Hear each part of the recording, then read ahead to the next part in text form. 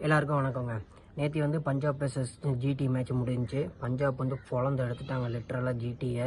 சூப்பராக பேட்டிங் ஆடினாங்க பஞ்சாப். இன்னி வரையும் நம்ம சேனலை சப்ஸ்கிரைப் பண்ணாங்க, சப்ஸ்கிரைப் பண்ணிடுங்க. பஞ்சாப் பேட்டிங் அடி 248 அடித்தாங்க பஞ்சாப். என்ன மாதிரி அடி அடி அடின்னு அடித்து பொழந்து எடுத்துட்டாங்க லிட்ரலாக. Super batting ஆடினாங்கங்க. 243 ரன்ஸ்னால் யாராலையுமே அடிக்க முடியாது. பட் ஆனால் ஜிடி வந்து நல்ல ஃபைட் பேக் பண்ணாங்க. மேட்ச் வந்து ரொம்ப இன்ட்ரெஸ்டாக இருந்துச்சு. பஞ்சாப் பேட்டிங் பார்த்திங்கன்னா ஃபஸ்ட்டு ஸ்டார்டிங்லேயே வந்து சூப்பராக ஆரம்பித்தார். அந்த ஆரியன் ஒரு 34 அடித்தார் ஆரியா.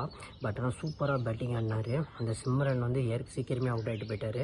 அப்புறம் ஸ்ரேயஸ் ஐயர் வந்து பேட்டிங் வந்து சூப்பராக ஆடி லிட்ரலாக வந்து கொண்டு மேட்சுக்கு வந்து பஞ்சாப் சைடை வந்து மாற்றிட்டாருங்க. ஒரு கேப்டன்ஸ் நாக் ஆடினார். ஸ்ரேயஸ் ஐயர் வந்து 97 அடித்தாருங்க. ஃபஸ்ட்டு பாலே ஒரு ஆன் டிரைவ் அடிப்பார் ரபாடாக.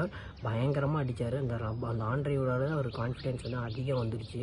97 ரன் பிரித்து மேய்ஞ்சி விட்டார். எல்லா பவுலர்ஸையும் பிரித்து மேய்ஞ்சிட்டாருங்க ஸ்ரேயஸ் ஐயர். யார் யார் அடித்தாங்கன்னு பார்த்தீங்கன்னா, சிராஜ்னா 54 run, Rabada 47 run, Rashid Khan 48 ரன்னுங்க. பொழந்து எடுத்துட்டாங்க ஜிடி பவுலிங்கை. கரெக்டாக 3 விக்கெட் வந்து சாய் கிஷோர் எடுத்து அவர் தான் கொஞ்சம் மேட்சை வந்து ஹோல்ட் பண்ணி வச்சுருந்தார். பட் அதே வந்து அவங்களால பத்தலை. லிட்ரலாக வந்து பொழந்து எடுத்துட்டாங்கங்க. மேட்ச் வந்து ஒன் சைடாக தான் போயிடுச்சுங்க. சஷாந்த் சிங் வந்து லாஸ்ட் ஓவரில் அடித்தாரு பாருங்கள் ஒரு அடி. 44 ரன்னுங்க. 13 பாலில் அடிச்சிருக்காருங்க. செம்ம பேட்டிங் டிஸ்பிளே பண்ணார் அந்த சஷாந்த் சிங்கு. சூப்பராக போன வாட்டியே பஞ்சாப் கலக்கினார். இந்த வாட்டியும் செம்ம கலக்கிட்டு இருக்காரு பஞ்சாபுக்கு. அதே மாதிரி இந்த சைடு வந்து ஜிடி பேட்டிங் பார்த்திங்கன்னா, ஜிடி பேட்டிங்கும் சூப்பராக ஸ்டார்ட் பண்ணாங்க. சுன்மான் கில்லும் சாய் சுதர்ஷனும் சுன்மான் கில்லும் 50 ரன்ஸ் பார்ட்னர்ஷிப் போட்டாங்க. கெல்லு வந்து 33 ரன்ஸில் அவுட் ஆகிட்டார். அதுக்கப்புறம் சாய் சுதர்ஷனும் பட்லரும் நல்ல பார்ட்னர்ஷிப் போட்டாங்க. சாய் சுதர்ஷன் 74 ரன்ஸ் அடித்து அவுட் ஆகிட்டார். பட்லர் வந்து ஒரு 54 அடித்தாருங்க. நல்லா தான் விளாண்டுட்டு இருந்தாங்க. இந்த ரன்ஸை வந்து சேஸ் பண்ணிடுவாங்கன்னு தான் நினச்சோம். பட் ஆனால் ரத்தோஃபோர்டு அவரால் வந்து கேபிட்டலைஸ் பண்ண முடியலங்க. சூப்பராக பவுலிங் போட்டுட்டாங்க ஜிடி பஞ்சாப்பு. சூப்பராக சூப்பராக போட்டுட்டாங்க. அந்த வைகாஸ் விஜயகுமார் சூப்பராக பவுலிங் போட்டாருங்க. நல்லா வந்து ஒயிட் ஆக்கராக போட்டு அந்த ரூத்ரஃபோர்டு வந்து அடிக்கவே விடலை அவர். ஒயிட் ஆக்கர் நல்லா போட்டு ஆஃப் ஸ்டம்பில் நல்லா போட்டு அவர் வந்து கண்டெயின் பண்ணிட்டார். பஞ்சாப் வந்து இந்த மேட்ச் ஈஸியாக ஜெயிச்சிருக்கலாம். பட் ஆனால் கொஞ்சம் கஷ்டம்தான். ஜெயித்தாங்க. 11 ரன் வித்தியாசத்தில் ஜெயித்தாங்க. ஜிடி வந்து இன்னும் இந்த 17th ஓவர் 18th ஓவரில் நல்லா அடிச்சிருந்தாங்கன்னா ஜிடி பக்கெட்டு மேட்ச் போயிருக்கோம். பரவாயில்ல.